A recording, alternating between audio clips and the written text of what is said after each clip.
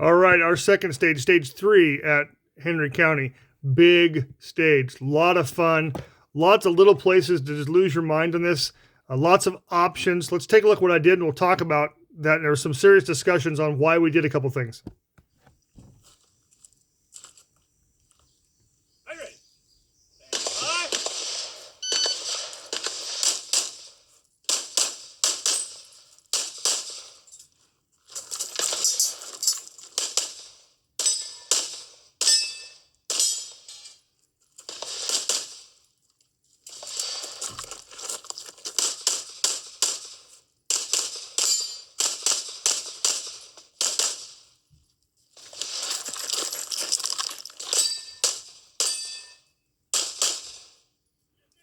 That was fun.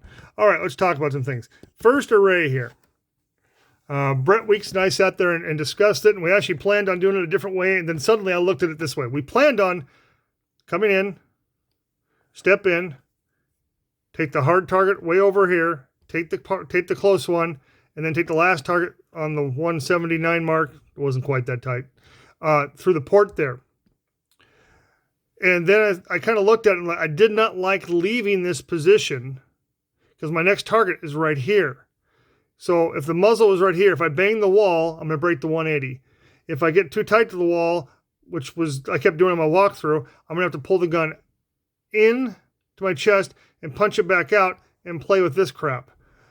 And I'm like, why don't I just start here? So I step in, start here, do the big transition to the outside target, way on the outside, and then take this one as I'm leaving and hugging this side of the wall or the fault line, which opens up that sooner. When I left from the other side, when I left from this side, I kept hugging this wall. This does not appear as early. So let's just look at this first part in slow-mo. Getting my feet set up so I can step in with wide hips, so I can make this transition because it's a big transition. Yes, it was that hot. We're all sweaty. Stepping in the corner there to get me away from that port. I can move. Target is available right there.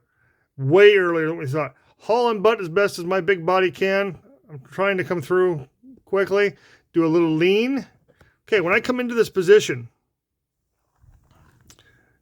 I come in, there's my brake foot, is my right foot, right here. Turns toward, becomes a target foot.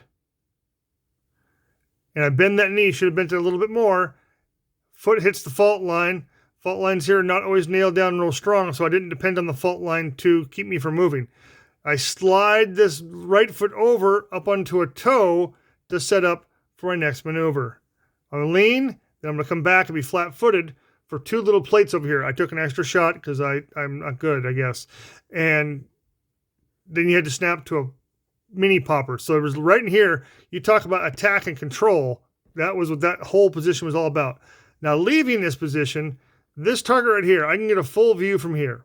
I did not shoot it while running this way to swing back because I'd have to slow down and I could risk some gun handling stuff. So for me, it just wasn't worth it.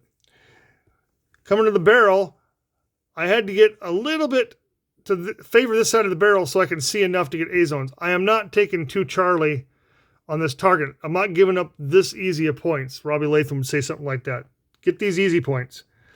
Now, as I move into the next position, I'm going to do my reload here. And you'll see I delayed my reload. It wasn't because I'm slow. It's because I wanted to get the gun in a better position and I had plenty of time to do it. I wanted to get past the maneuvering part, then get my reload in. Reload's done fine. I'm looking for where I want my feet to go. I got a little loosey-goosey here. This foot should have been either here or right here, so I could have turned easier and pivoted quicker.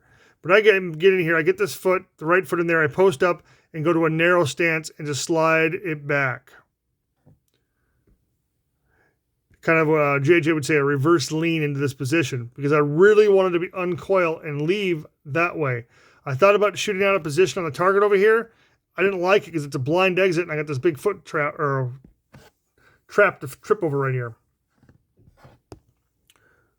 So I shoot the left popper, get the middle, and then you'll watch this exit. Leaving early. I'm up in the air and firing 2 shots.